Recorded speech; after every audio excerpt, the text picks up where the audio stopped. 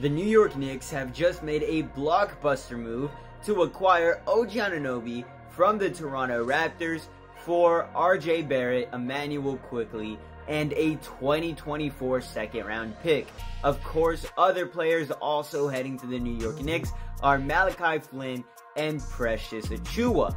Now, it seems like the Toronto Raptors are heading into some sort of a rebuild, as the team currently sits at 12th in the Eastern Conference. They have a record of 12-20, and they have just helped the Detroit Pistons snap their 28-game losing streak. That is how bad this Toronto Raptors team is.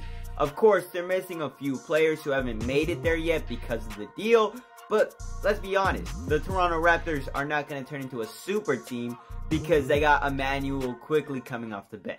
Who knows, he'll probably start in Toronto. Now, let's start with OG Anunoby, who is supposedly the best player in this deal.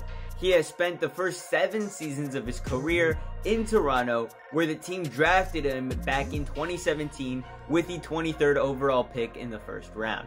He was on the team when they made their championship run in 2019, so he knows what it's like to be at the very top. However, his main specialty is on the defensive side, as he did make the all-defensive team back in 2023, so that should show you what he's kind of best at here. And let me just read off a few of his stats this season. He's averaging 15 points per game, shooting about 49% from the field, 37% from the three-point line, and 71% from the free throw line. So his shooting isn't the worst. He's got about 4 rebounds a game and about 2.6 assists. However, those numbers are bound to change as he is now heading to a team with Jalen Brunson and Julius Randle. Now, I am more than aware of the fact that OG Anunoby was tired of being the third option behind guys like Pascal Siakam and Scotty Barnes. He wanted to go somewhere where his offensive game could flourish. And he basically pushed that out the window when he realized New York was an option, because he will be stuck being the third option again, but this time it's going to be behind Julius Randle and Jalen Brunson. You know, he's going to be in New York. It's going to be a bigger market. More eyes will be on him, so there's a plus side there. Now, as for the starting rotation, it looks like OG Anunoby is going to fill into that small forward role, and the 2 starting guards will probably be, you know, Jalen Brunson and Dante DiVincenzo, mainly because they traded away a lot of their guard play in this deal. As for down low, you've got Julius Randle, of course, and probably Isaiah Hartenstein. I have no idea what Tom Thibodeau is going to do there, but he'll cook something up. Was this a bit of an irrational decision from the New York Knicks? Of course it was. The team is currently 17-15. They are the 8th seed in the Eastern Conference. Sure, they're only 1 game out of being in the top 6, which would guarantee them a playoff spot. But does this move for OG Anunoby make them true title contenders? Hell no, it doesn't, okay? Sure, they can probably be top 5 in the Eastern Conference, but are they going to be better than the juggernauts? I'm talking the Milwaukee Bucks, the Boston Celtics, hell, maybe even the Philadelphia 76ers? No, the New York Knicks are not going to be a single one of those teams in a 7-game series.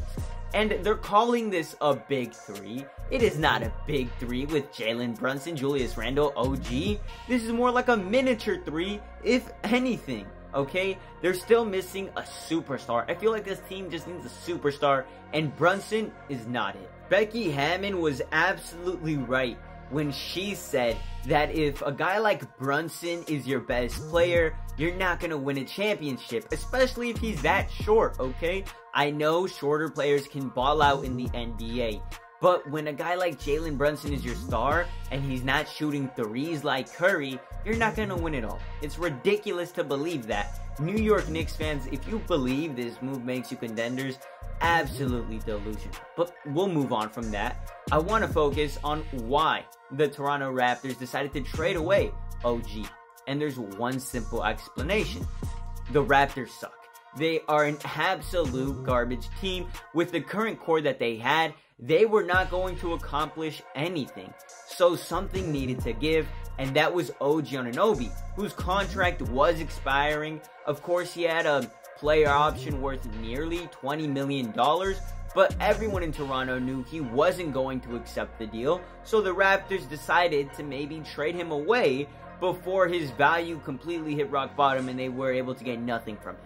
And this is the craziest part about all of it, okay? Masai Ujiri absolutely fleeced the New York Knicks. I mean, OG Anunoby, he's looking for a contract in the $35 to $40 million per year range, okay? The Knicks, good luck paying that, alright? Immanuel Quickley, he's also due for an extension, about 25 to 30 million, a little more manageable for the Raptors.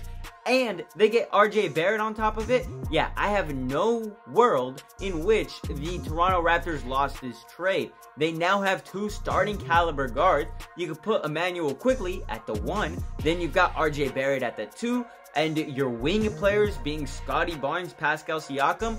That sounds nice. Of course, their center is Jakob Poeltl as of now. However, the trade deadline has not passed. The Raptors will probably make a few more moves here and there. Hell, Pascal might be gone. Jacob might be gone. The only guy that might stay is Scotty Barnes just because of how young he is and the potential he's shown on the court, of course. Do I love what the Raptors are doing? Absolutely. A blind man could see how good Immanuel Quickley has become in such a short amount of time. He's the piece I'm most excited about. Of course, RJ Barrett is there, but Quickley has gone on to average 15 points off the bench this season. He's a real good scorer, okay? Sure, his shooting splits might not be as nice as OG's, but come on, I mean, Quickley will get the job done. And of course, you still got RJ Barrett, who has averaged 18 points per game, 4 rebounds, 2.5 assists. You know, for a guard, he is slightly taller at 6'6", so that's always nice to have, especially when the other guard, you know, I'm talking, Immanuel Quickley is, you know, 6'2", so, you know, on the shorter side. So you got a tall one, you got a short one. Honestly, this backcourt, I'm loving it 100%. And the thing I forgot to mention about OG is how good of a fit he is on the Knicks. He slides into the roster pretty seamlessly. Of course, the Knicks do have a bunch of other guards left over, like a Grimes or a Dante DiVincenzo, hell, even Josh Hart. So they're going to miss RJ Barrett and Quickley, but they will have a few guys who can take up that mantle.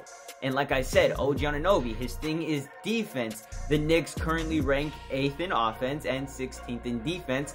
So with OG on the team, that is bound to improve. Hell, they'll probably be top 10 in both categories, and when you manage to do that, you have the potential to win a championship. I'm not saying the Knicks are going to win it all, because they won't, but they have the potential to, you know, maybe get closer to that. Plus, OG is a better fit alongside Jalen Brunson than RJ Barrett was. Plus, Tom Thibodeau is a defensive-oriented coach, so he's going to want the defense to improve. And with all that said, I still believe the Toronto Raptors won this trade. Hell, I might be eating my own tongue come playoff time, and the Raptors won't be in it, obviously. But the New York Knicks, hell, maybe they make a deep run. Who knows? There is still a lot of regular season left to be played. Plus, the trade deadline is still a good few weeks away, so we don't know if either teams are done making a move here, and these takes could be completely wrong. But as of now, I'm going to stand by them 100% and say the Raptors won the deal. Anyway, that's about it for this video. I really just wanted to cover it because it was a pretty big trade in the NBA world.